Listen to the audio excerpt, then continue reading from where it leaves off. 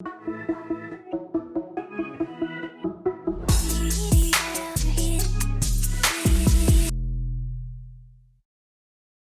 2024 had its twists and turns, including some stunning moments. And historic ones as well. I'm Destiny Cruz-Lingus. And I'm Nick Delgado. Welcome to a KUAM News special. That's a wrap, meaning the show is over for the year 2024. And we've got the top stories of the year.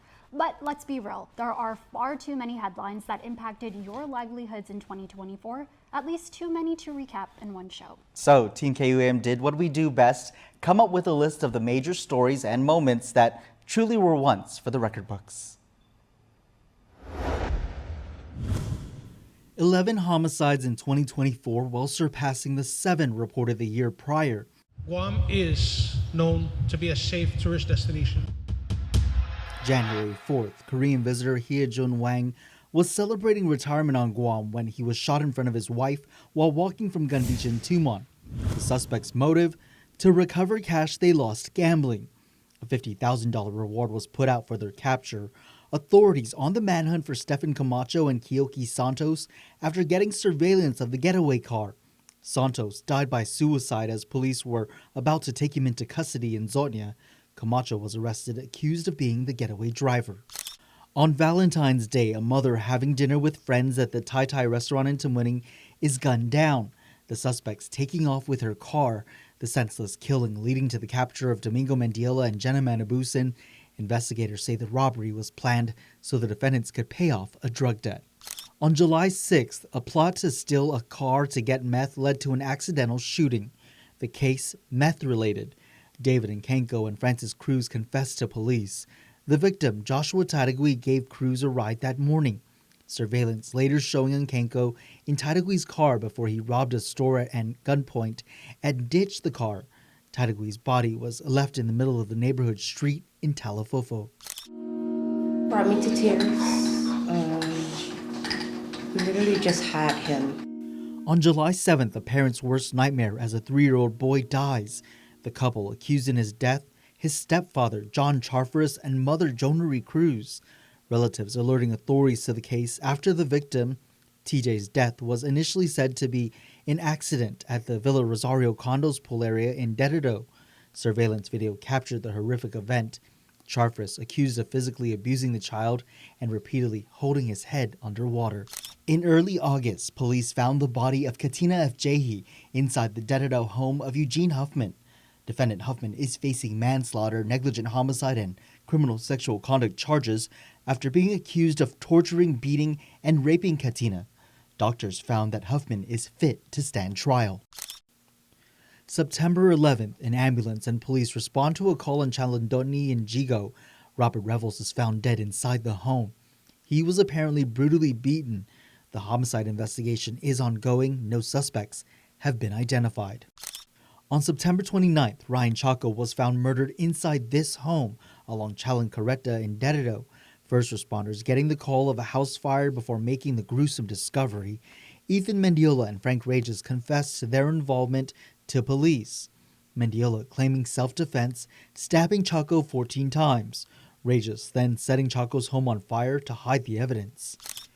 On the morning of November 1st, hunters in the FAA area were walking along Hawaii Road, a jungled area, when they found the body of a man.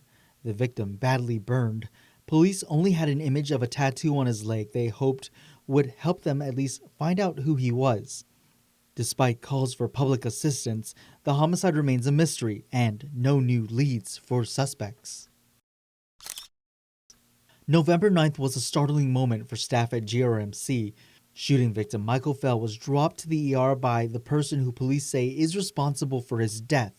Toshi Salvador confessing he argued with Fell the day of the shooting, leaving him at the hospital. Salvador set the getaway car on fire and was on the run for several weeks before his capture.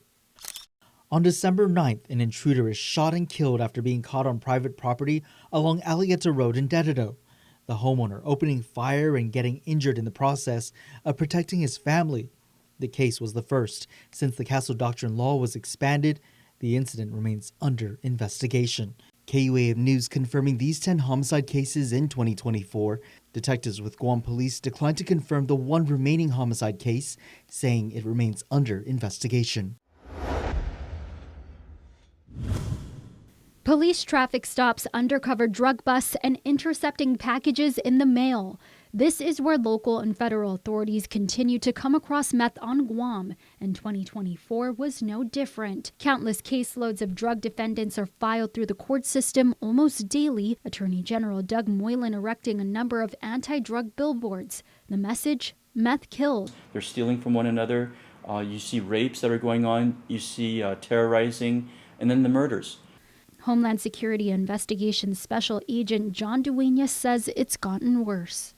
I saw the epidemic. I saw it from start, and I see it till now.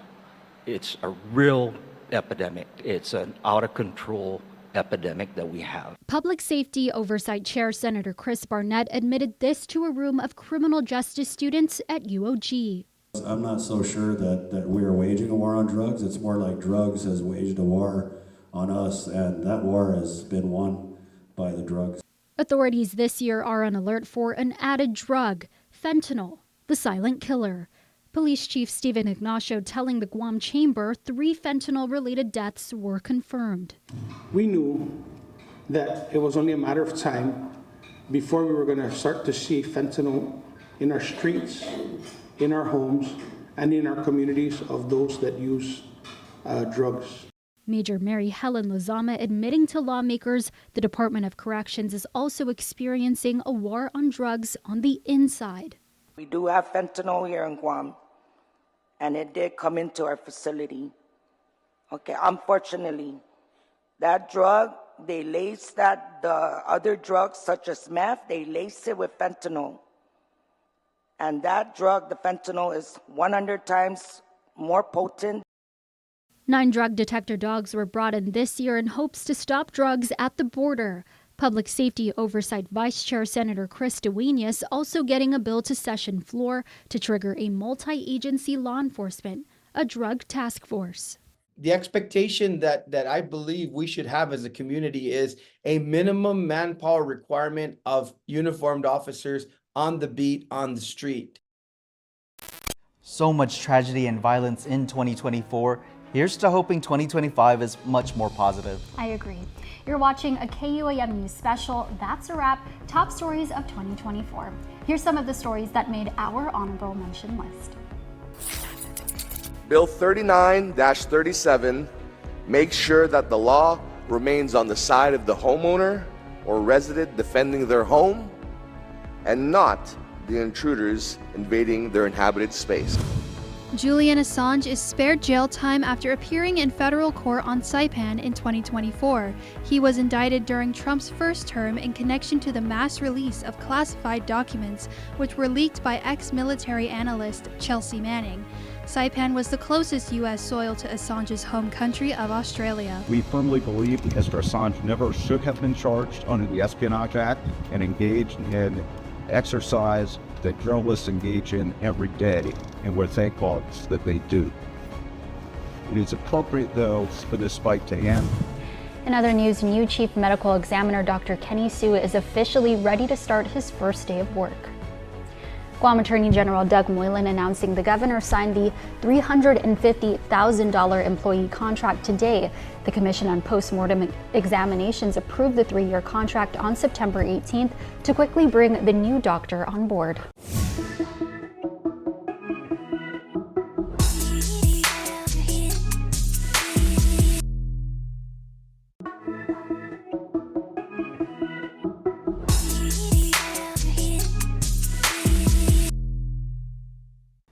School delays, campus threats, a new hospital location, and the campaign to save the Raceway. These are the next top stories here on your KUAM News special. That's a wrap.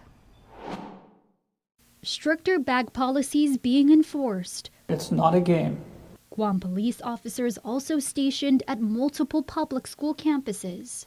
All threats of violence made towards the community will be taken seriously, and prosecuted to the fullest extent of the law. A direct warning from Guam DOE Superintendent Dr. Kenneth Swanson and Police Chief Stephen Ignacio, following recent threats targeting John F. Kennedy High, Ukadu High, F.B. Leon Guerrero Middle, Notre Dame High School, and Benavente Middle School. A bullet was also found and confiscated from a student at Benavente Middle School. Local officials also got the FBI involved in the investigation.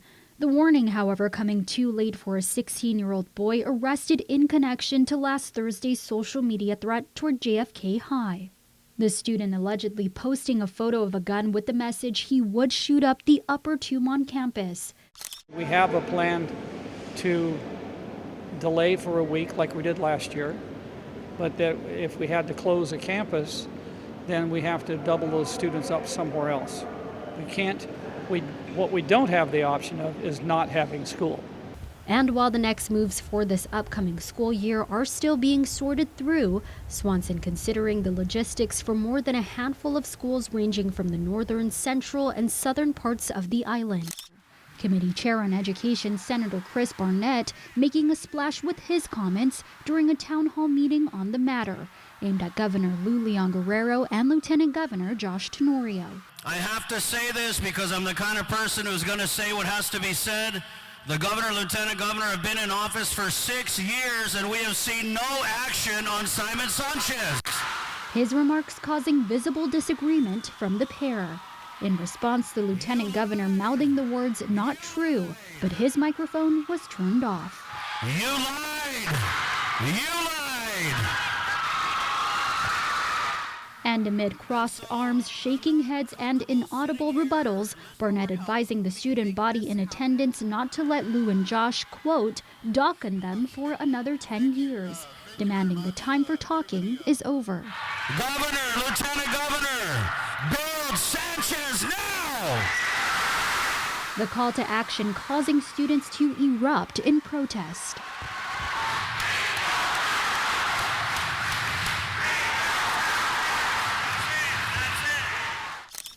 Take a look at the new home of the Sharks.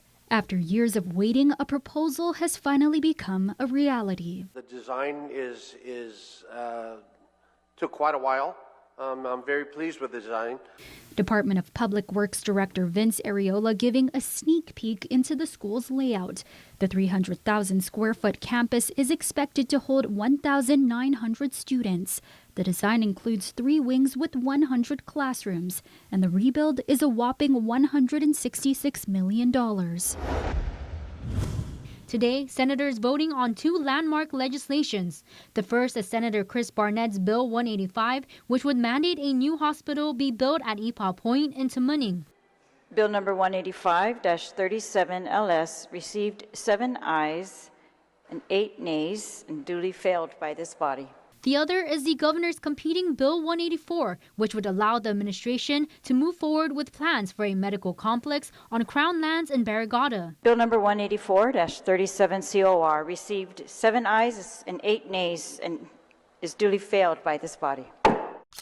The new hospital will be located on Route 15 next to Eagles Field. The property is 48 acres in Mangilaw. The cost of the property was $3.5 million. It was appraised, and that was the value. The Guam Housing and Urban Renewal Authority managing the acquisition of the private land under the estate of Catalina Aclava Camacho. Specifically, the land is located across the Guam Waterworks and Guam Power Authority's headquarters in Manilao. The governor taking this route after the legislature voted down 2 of her previous site picks, Eagles Field and Eda Agaga. We do not have to go to the legislature for this property. The selected site costs $3.5 million. As we understand, GURA's mandate is urban development and housing. The Guam Housing and Urban Renewal Authority voted to condemn about 42 acres of privately owned lands in Manilao for the hospital and her proposed medical complex. We do not take it very lightly. We have worked very closely to try and get it into a much more beneficial for both parties. But I just also want to say that eminent domain doesn't mean we take the property at no value. We will pay the market price that we have offered plus the 10%. A pair of legal opinions on the legality of Guam Housing and Urban Renewal Authority's acquisition of Mangilaw lands and acceptance of American Rescue Plan loans for the medical complex, reigniting a public feud between the governor and the legislature. The legal opinions are in response to requests from Minority Leader Frank Bloss Jr. and Senator Chris Barnett. Attorney General Doug Moylan says GURA violated the law when using their eminent domain powers to seize 42 acres from private property owners for the construction of a new hospital. He says GURA can take raw land to fulfill its housing development purposes or if it's a slum or blighted area, both of which, he says, is not the case here. But Adelup argues the AG is simply wrong. A press release from the governor's office says in part, quote, "These legal opinions are nothing more than the AG joining forces with opposing senators who are trying to defeat our island's most significant effort towards finally building a new hospital. It is not the first time the AG has been wrong, and it is likely not the last." I think these opinions show that the governor has been less than honest about the authority she thinks she has to move forward in this direction. These opinions also show that it's time for the governor to stop being reckless and start being reasonable and realistic about our people's healthcare future. The race is on to reopen a place called home by many. I missed the track a lot. I low-key kind of forgot how to put on my helmet. From longtime racers to young smoking wheels champions like Talon and Nicholas, the island's racing community not losing their drive to save the Guam International Raceway. I'm just hoping to accomplish to save the track and make everything free. It's a desire shared by lifetime car enthusiast John Birch, and one that fueled a peaceful display of his race car in front of the Guam Congress building over the weekend. I did buy me a 4x4 to go and do that, to participate in other events going on like with smoking wheels, but we can't no more because you guys took it away from us. The racing community advocating for another road forward, contending it cannot afford to pay commercial lease rates as a nonprofit. But CLTC Commissioner David Herrera noting operations of raceways stateside. So you want a drag strip? Buy your own drag strip. A water leak, algae, and overgrown vegetation are seen in a drone shot of the once bustling Jigo Raceway Park a year and a half since its forced closure. As mandated lease negotiations between the Chamorro Land Trust Commission and the Guam Motorsports Association drags on, KUAM checking out the abandoned facility ahead of their scheduled site inspection next Monday. GMA Vice Chair John Birch speaks out. I'm hoping to show the board members and CLTC staff the condition of this property. When the community was up here volunteering to cut the grass, take care of the place, this place was thriving. Birch says the local motorsports community has been left waiting in suspense as they look to get their home field back. This is their home field. Every sport has a home field. House Angels has Dedito, their home field, CLTC property. I want to throw in that they don't get charged anything. Guam Rugby Association has their home field right there, another CLTC property. They don't get charged at all.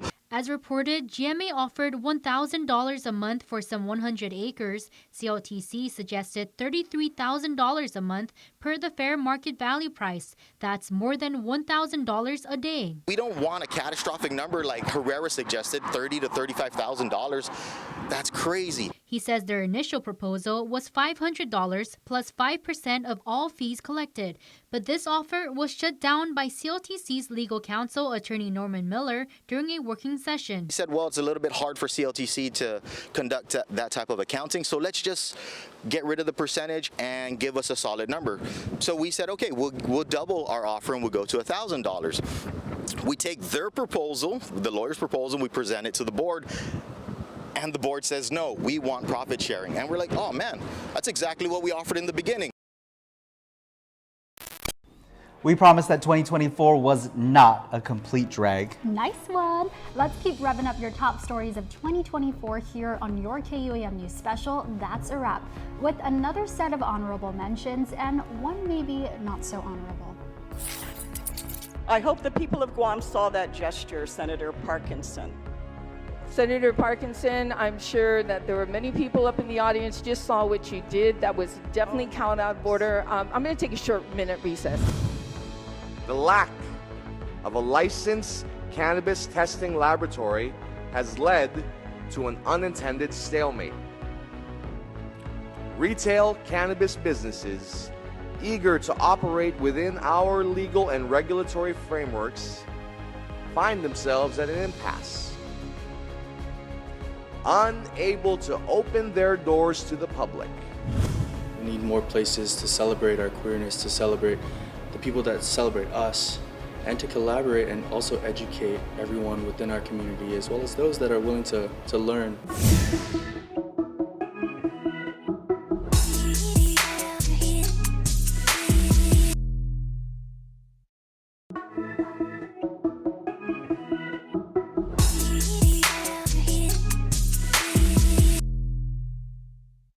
Tourism. It's been Guam's #1 economic driver for as long as many of us can recall. And there were moments to celebrate, like new routes with United Airlines, but there was also turbulence in 2024 with the Guam Visitors Bureau and the CEO ultimately calling it quits.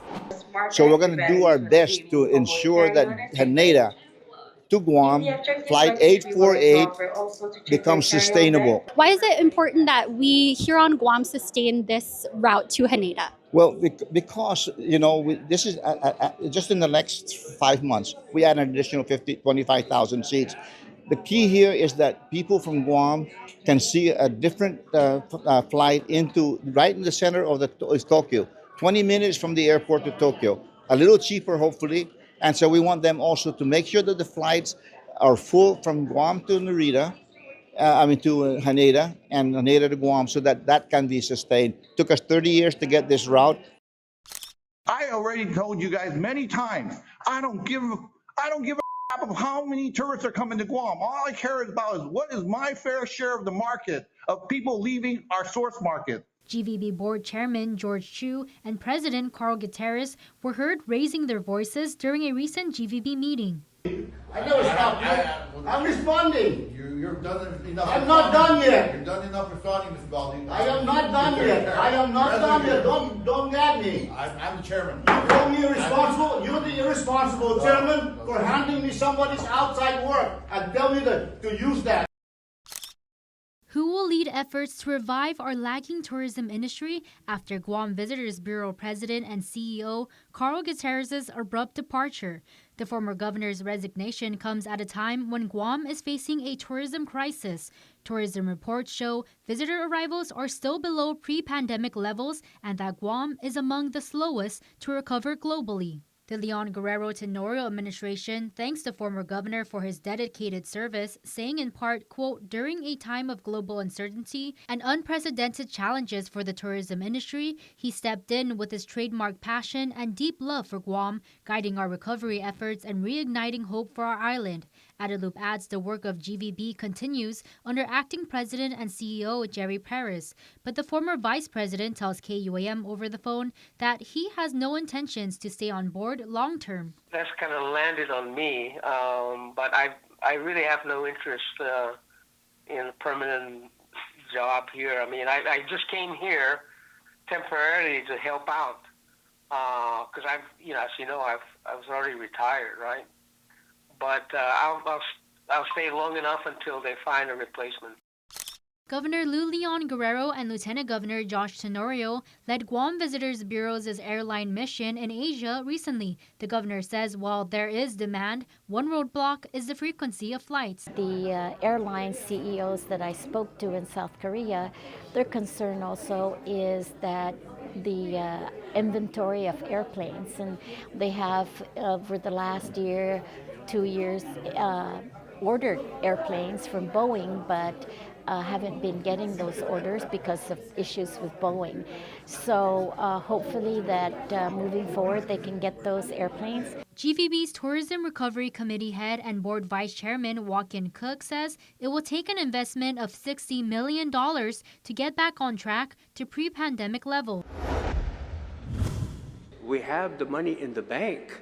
What are we going to do with it? Lawmakers mulling over how to divvy up the monies on the first day of emergency session. One major concern: GMH is not contemplated in 355.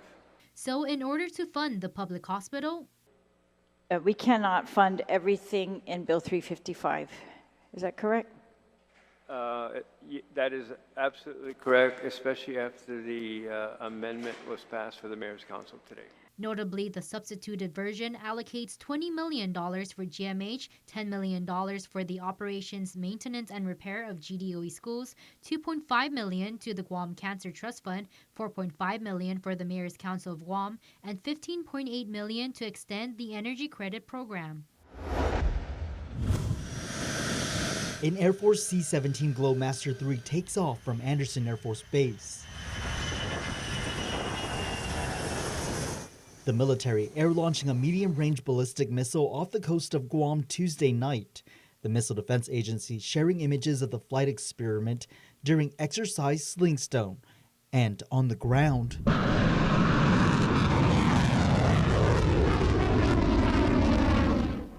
the Aegis Guam system, integrated with the new radar and vertical launching system, fires a Standard Missile 3 block intercepting the target. The mission, a success. An historic moment for the military and for the region, as this is the first ever ballistic missile defense event for Guam. Given the designation Flight Experiment Mission 2, officials say this marks a pivotal step taken in defense of Guam and protecting forces from any potential regional missile threats. Guam may be a dot in the middle of the Pacific, but our location is critical to America and our allies. Still, those that call Guam home want the military to be more transparent whenever major operations are set to occur. Our next honorable mentions led to more eyes on Guam from the region and the world. You're watching a KUAM News special. That's a wrap. Top stories of 2024. 面对极权主义的扩张 In the face of authoritarian expansionism, all like-minded countries and areas must unite and collaborate to safeguard democracy, peace, and prosperity in the Indo-Pacific region. A crowd of shoppers beat the sunrise for a chance to be among the first to check out the new Don Don Donki store in Tumaini. That's right. Employees at the Japanese discount megastore cheered as customers like Doris Manglotnia walked through the entrance. Parents just to get them out. What are you most excited for? To see the place in there, and then also checking out the Japan products. I was shocked, because just historically the company, having a woman in telecom lead, a prominent company like Docomo Pacific was just not something that I thought would ever be on the horizon for me. And so, it actually took a while to be like, okay, and then of course there was a lot of issues surrounding Docomo Pacific over this last year with the cyber incident and the typhoon, and then all the rumors of us being for sale. Taking over at this juncture, as I said, is something that I felt was really challenging. But I tell you, I love challenges. Anybody that knows me actually thinks I'm a little crazy because I like to go and fix things and make things right. And so I was super excited to accept and to be able to sit in this position.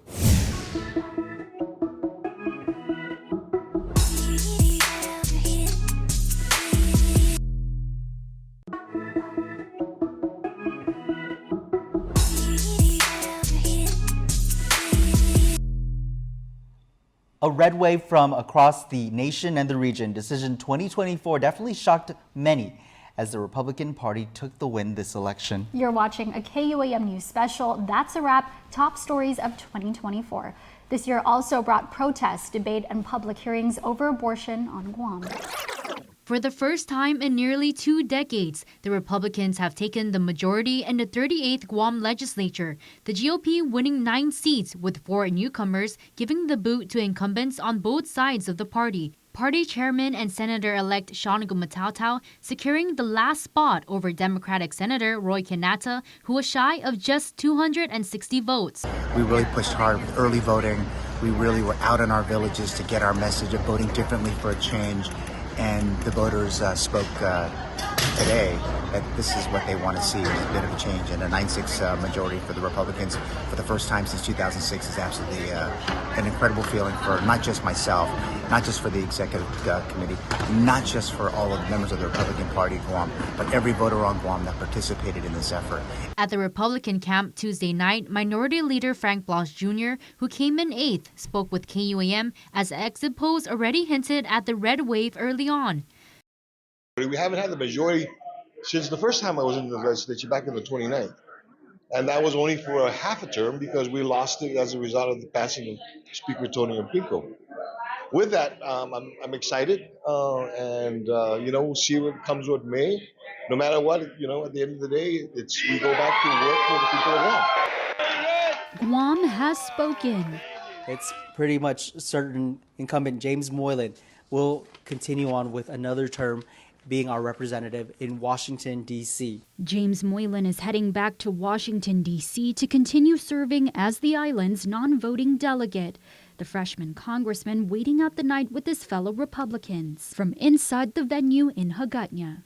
I'm very happy, and I thank the people of Guam for coming on out to vote. Early Wednesday morning, the incumbent Guam delegate locking in another 2 years in Congress, outpacing Democratic challenger Ginger Cruz with more than 15,000 votes to her 13,703. It's a lead that Moylan held throughout the count. But before those results rolled in, anticipation was high at both camps in Tamuning and Hagåtña. Candidate Cruz, backed by enthusiastic supporters, including Guam's Lieutenant Governor Josh Tenorio, and live music at her headquarters in Tamuning after a months-long campaign. At this point, it's in God's hands, it's in the voters' hands, but I can tell you, we are extremely confident of the work that we did. Equal excitement also brimmed over at the Republican Party of Guam, where a smaller gathering took place. 4 years after leaving office, Donald J. Trump is having a political comeback, securing the position of 47th President-elect of the United States after defeating Vice President Kamala Harris in the race for the White House. I want to thank the American people for the extraordinary honor of being elected your 47th President and your 45th President. And while Guam residents do not have a vote in the presidential election, many still sounding off about the results. We don't know whether he's good or not. He has to show it. I mean, a lot of the people voted for him, even though he sounds a little crazy, but maybe crazy's good. Hope so, right? I'm not happy about it. I was not a Trump supporter, but the election is the way the election is. It's another 4 years that for them brings uncertainty over women's rights. I have a daughter, I have nieces, and I feel like that sets us back quite a bit, and I'm sure it'll be even more so under his term again, so kind of disappointed in that. So it basically removes the 3 barriers that our residents have to face in order to receive medication abortion. So the first is they have to meet in person with a qualified person listed in the Guam law. That is to include, I believe, a nurse, social worker, psychologist, physician. The second is that they actually have to read a booklet called A Woman's Right to Know, and in that booklet they have to be informed of the probable gestational age, the support services that public health provides to support child development, and just so much more. Well, abortion services remain legal in Guam. This after the U.S. Supreme Court denied a petition seeking to overturn the Guam Supreme Court's decision that Guam Public Law 20-134, a 1990 abortion ban, had been repealed by laws the Guam legislature subsequently passed. Some rather tense moments throughout the year. You're watching a KUAM News special. That's a wrap. Top stories of 2024. 2024 also brought hope for Guam's faithful and promise for the endangered Sihik, both rounding off our next honorable mentions list. With faith in our Lord Jesus Christ and with the love of God in my heart, I do accept the pastoral care of the people of God in the Archdiocese of Hagåtña. I resolve to faithfully serve the spiritual needs of this local church. The last Cerinthus nelsoni tree on Guam has died. Officials at Marine Corps Base Camp laws confirming the single mature tree located at Ritidian Point or Latexan suffered severe damage during Typhoon Mawar in May of 2023. Currently, there are 49 mature trees and 74 outplanted trees on Rota. Efforts are ongoing to revive them on Guam with 383 seedlings recorded. There haven't been any wild sea heck, as we know, in over 36 years. So this is really our first chance to see the species back out in a wild setting.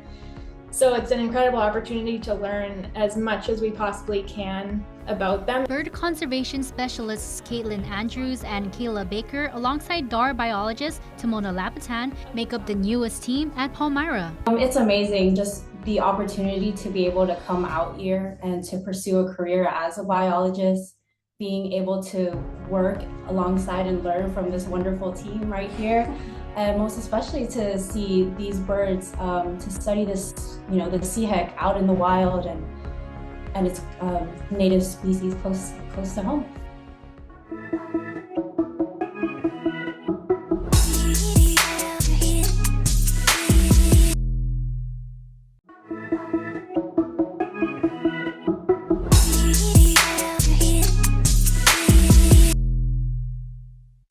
"2024 was a big year for the Pacific and for Pacific Islanders. First, Guam celebrating 80 years since being liberated from Japanese occupation during World War II. That and Guam and the CNMI delegates joined in on a very special regional event, the Festival of Pacific Arts and Culture.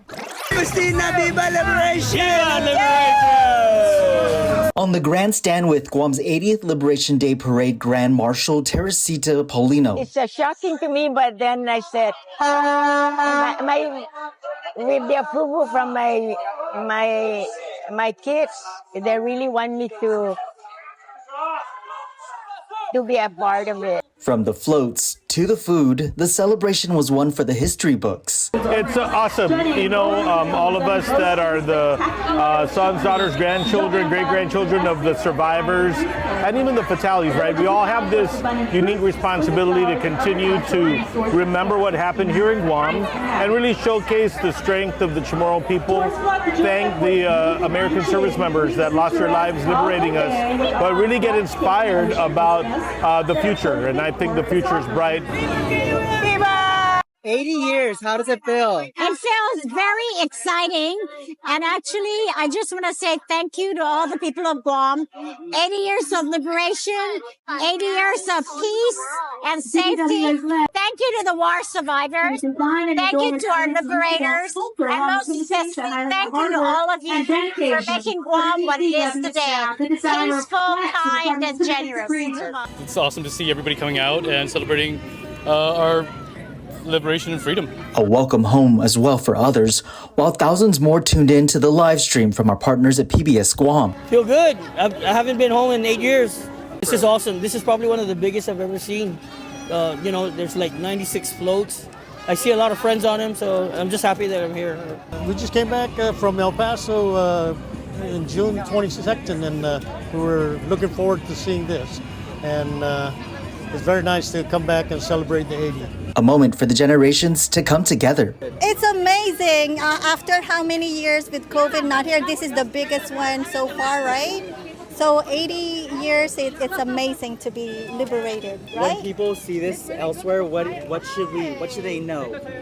They know that we are here where America's Day begins, and this is Guam. Here we go.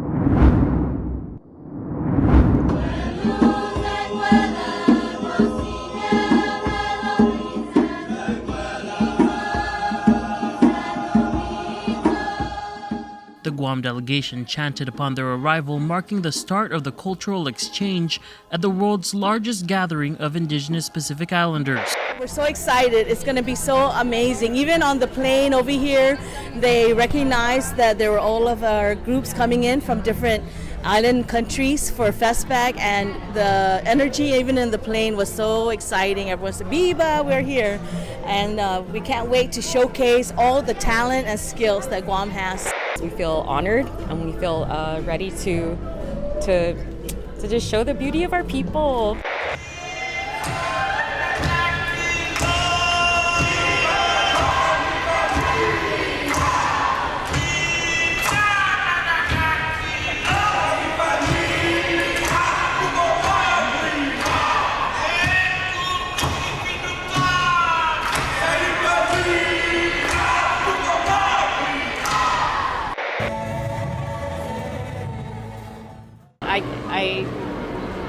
that this will also motivate all of us to join action to take care of each other. And that's what I think it is going to do. That's what I'm hoping.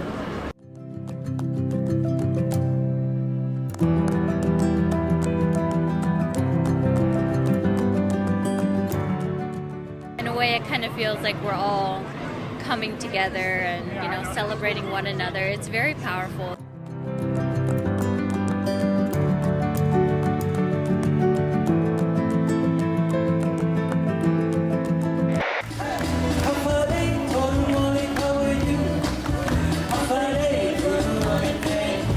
I think we made history. This is the first time Cena and I has joined Festpac with canoes for one thing, and then to have a canoe dedicated to an all-female crew, I think is historic. And now I'm just here enjoying the festivities as a spectator and representing our culture and learning a lot more. So this is my first Festpac, and my key takeaway was being able to spend it with everybody present, such as Argumas and Lagu, and to see all the dance groups from back home come out here from the Marianas. It's been a pleasure watching them perform.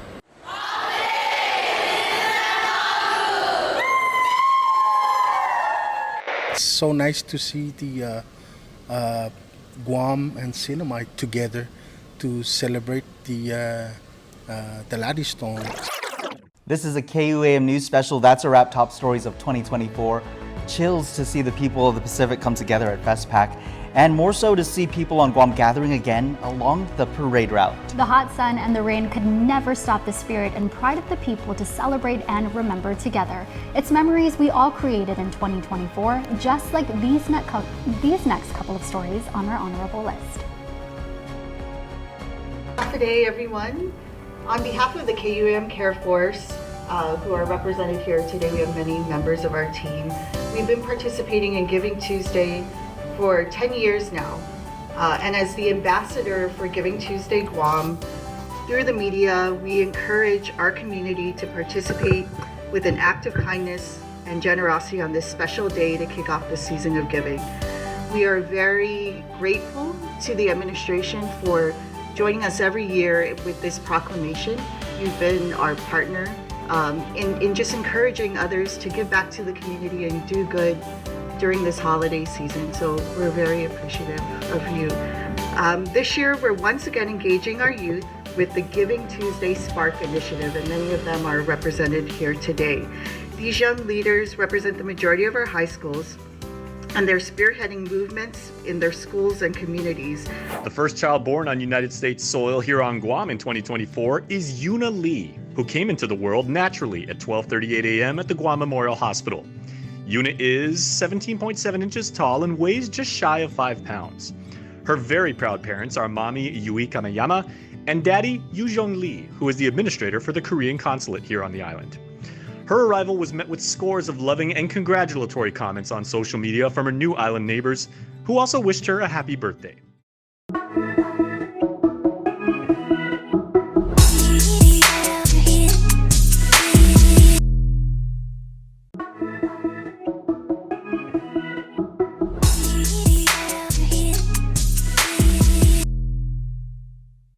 In 2024, we said aloha, konnichiwa, kumasta, and bonjour.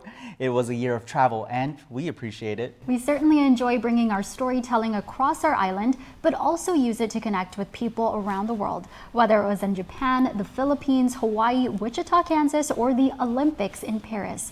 Your news leader was there to document historic moments for the people of the Marianas. Don't forget, 2024 is also our platinum year. That's right, for 70 years. Wow. Wow. Wow. KUAM has been on the air bringing you the coverage you deserve, and here's to 70 more.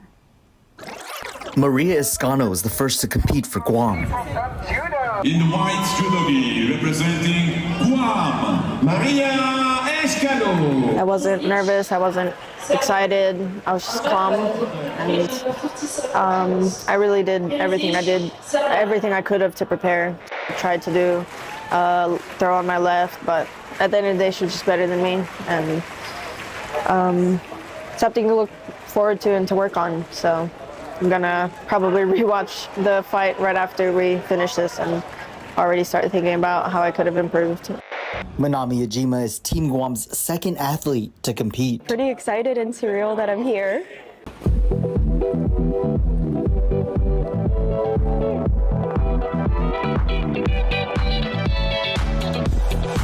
Her race includes a swim, cycling, and a run. This is where she trained for a third of her event. My goal was to qualify for the Olympics, and I'm here, so I'm just excited to give it my best and see what I can do.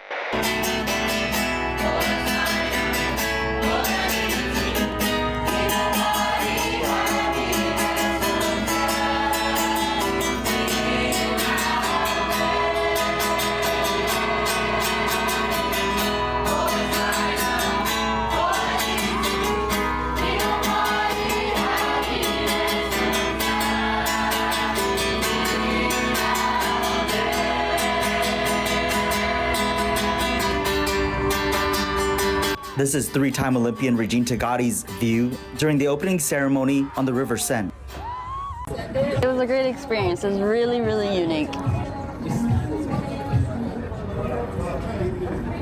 What was your favorite part of the celebration? Was it an artist? Was it a performer? Was it being on the Seine?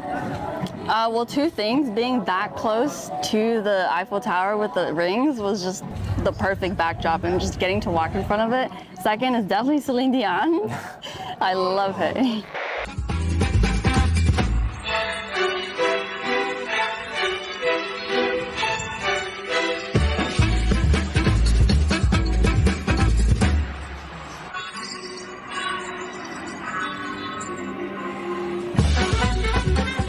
You're the flag bearer. Yes, that was something special too. I'm completely honored that I was chosen. I mean, I am the only male, but it was still an honor to carry my country's flag. It's sprinter Joseph Green's Olympic debut. He's training a week out from competition.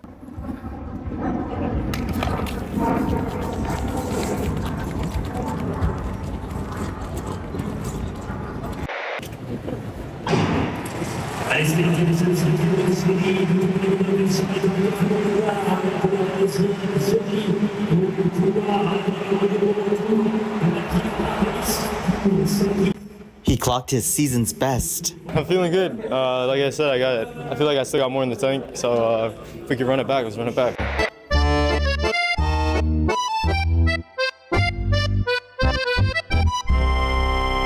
Today, my name is Mia Aquino. Today, I'm Raquela Aquino. The Aquino sisters mean business on the mat. I feel good. Our sport's wrestling, so right now I'm just focusing on my weight cut, and I'm tracking pretty well. I'm feeling really nervous. It's so nerve-wracking, and I guess because it hasn't hit yet, because we're still a week out, but every day I'm just trying to refine technique, trying to get ready for that competition, also trying not to get too nervous. It sucks to lose, most especially because I wanted to do so much more, but I know that, rather than just dwelling on it, it's just, that's the reality of the day, and that I just have to come back stronger and hope that my opponent pulls me in, But even at that, it's one of those things, knowing that it's my first Olympics and it's not going to be my last. It's Raina Tai Ting-Feng's first day in the water and her Olympic debut. How do you feel about Raina competing out here in the Olympics? That's awesome. I'm so proud of her. Just to make it to the Olympics, it's great. A group of Raina's supporters on the stands.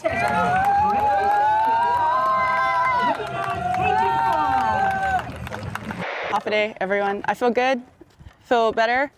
It's a little cold out there. I got the weight from everyone else, but besides that, I'm happy with what I did. I don't know my time yet, but I'm okay. What was going through your mind when you're out there? Because definitely on your profile it says that you don't get this practice to practice in calm waters. Oh yeah.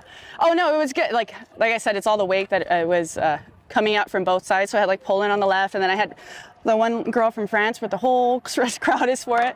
But it was good, it was fun. It's a lot windier today. The past couple of days have been super flat and nice. Yesterday was super flat and nice at the same exact time where I did like a run through of my race today. But you know, you never know, it's the water. So we're all from Guam, so you can't count on the water to do what you want it to do. During the national competition in Guam, I told myself, if they can do it, if they're brave enough to do it, I'm older than them, then I can do it. She was 11th out of the 12 athletes who competed. It feels amazing. I was so pumped up. Everybody's amazing. What was going through your mind? Because I remember you had some goals to reach. You wanted to lift a certain number. What? Yes, my goal for this competition is to do 6 for 6, but unfortunately I only did 4 of my lift out of 6. But overall, I believe I totaled 136, and it's 4 kilograms PR, so I couldn't ask for more. Right. I'm satisfied, yeah. It's an honor to be here to present this recognition to KUAM of 70 years. Wow, amazing. 70 years of information, 70 years both national rate and international wide, region-wise, information that's brought to the homes so that we know what the current affairs are, we know what the issues are there.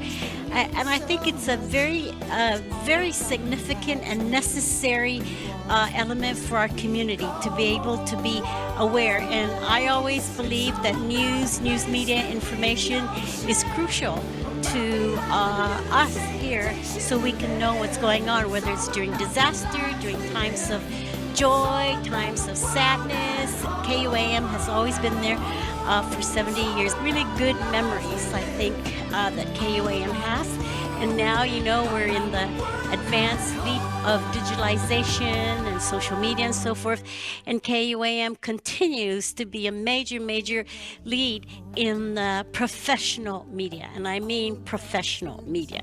And so as governor, I always look to listen and hear and the news that's brought by KUAM. Hagåtña Guam Proclamation 2024-23, a proclamation of the governor proclaiming March 14, 2024 in recognition of the 70th anniversary of KUAM. Whereas today our island joins in the recognition of KUAM's 70th anniversary, celebrating its decades-long service to the people of Guam and its trusted source for local and international information. Congratulations for a job of decades of well-done, reliable information. And I'm here today, March 15th, here to present to KUAM the Certificate of Special Congressional Recognition for your 70th anniversary. Wanted to thank you on behalf of the Capitol, the 118th Congress, for all the achievements and all the good things you have done for the people of Guam, keeping us well informed during good times and bad times. You're here as a family, you work it as a family, and the people of Guam, I sure appreciate it, and so do, just to let you know, so does the United States Congress for all you've done. So congratulations on your 70th anniversary. And I just want to congratulate you guys on your 70th anniversary. I present this really awesome legislative resolution doing so. On March 14th, 1954, Guamanians heard a voice over the radio airwaves with this announcement. This is radio station KUAM, owned and operated by Radio Guam, broadcasting on an assigned carrier frequency of 610 kilocycles, with a power output of 1,000 watts as authorized by the Federal Communications Commission in Washington, D.C. And with that, a new era in entertainment would be ushered in, and our island would never be the same. In 1954, Radio Guam was the newest venture from Intercontinental Services Limited, a group led by a storied Renaissance businessman named Henry Engel. They pioneered and paved the way for commercial broadcast media on Guam, giving local residents a chance to listen to the very latest in pop culture entertainment. And on hand to send greetings to KUAM on this first day of commercial broadcasting are Bob Hope, Bing Crosby, Frank Sinatra, Gordon MacRae, Fibber McGee and Molly, Bill Harris and Alice Faye, Dinah Shore, Meredith and Renee Wilson, the great Gildersleeve, Ralph Flanagan and his Hollywood Palladium Orchestra. Since our inception 70 years ago today, KUAM has become an institution and household name. A local and regional communications leader with radio, nationally affiliated television, and now digital platforms, providing a resource of entertainment and information that span generations. We've evolved through the years, growing with our audiences and the changing times, created and curated a myriad of local programs, brought you the first live broadcasts of major historical and sporting events, kept you informed during tragedies and disasters, and kept our commitment to localism through our flagship, KUAM News. It's a promise made to our community on day one, at 6 p.m. on March 14th, 1954, as host NBC personality Jimmy Wallington proudly announced. It is with mixed emotions that we of KUAM present to you, our listeners, the key to your station. Our purpose and duty is to serve you, to keep you informed and entertained. Something that our team through the years has strived to maintain. So thank you, NC Masi, for letting us into your homes through the years and allowing us to be a part of your lives. 2024 has been quite the year, and we are ready to bring you all the news and entertainment right here at KUAM in 2025. That we are, and what better way to end your news special than to say the name of this show in 3, 2, 1. That's a wrap. Team.